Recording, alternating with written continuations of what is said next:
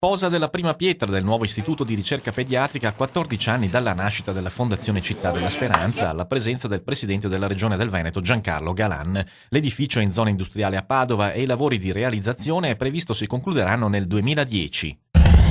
La famiglia veneta cambia e lo certificano dati freschissimi frutto di una ricerca su 2 generazioni di donne venete voluta dall'assessorato alle politiche sociali. Molte sono le iniziative di aiuto alle famiglie messe in campo dalla Regione e 2 in particolare, i Nidi Famiglia e il marchio Famiglia, ce li illustra l'assessore Valdegamberi. Negli ultimi anni, per esempio, abbiamo anche istituito diversi servizi innovativi come i Nidi in famiglia dove vogliamo che le mamme che accudiscono i propri figli possano anche ospitare, previa preparazione, previa un progetto educativo, bambini anche di altre mamme.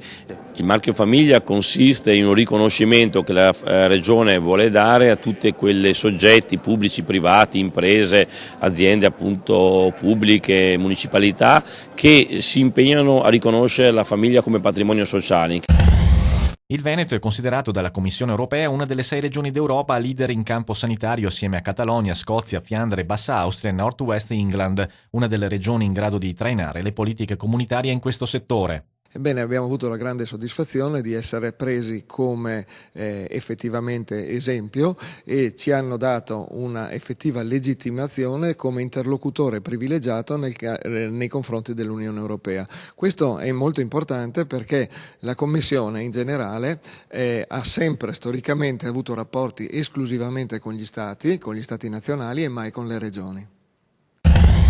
È passata in Consiglio regionale la legge per la disciplina e la sicurezza sugli impianti di risalita e sulle piste da sci e sugli impianti che producono neve artificiale. La normativa è stata proposta dall'assessore ai trasporti a Fune Oscar De Bona ed è frutto della sintesi di 2 progetti di legge. 2 disegni di leggi che poi sono stati finalizzati in un unico provvedimento che da una parte interviene nella semplificazione delle normative di competenza soprattutto dei comuni e delle province per quanto riguarda tutta la rete impiantistica e poi invece una legge importante che riguarda la sicurezza nelle piste da sci. Il piano regionale di ristrutturazione e riconversione viticola è stato approvato dalla Giunta Veneta su iniziativa del vicepresidente Franco Manzato. La finalità è quella di aumentare la qualità dei vini del Veneto, regione che produce circa 7 milioni e mezzo di ettolitri l'anno. Vi sono già oltre 5 milioni di euro di aiuti. I produttori vitivinicoli interessati dovranno inviare la domanda di contributo alla regione entro il 15 gennaio prossimo.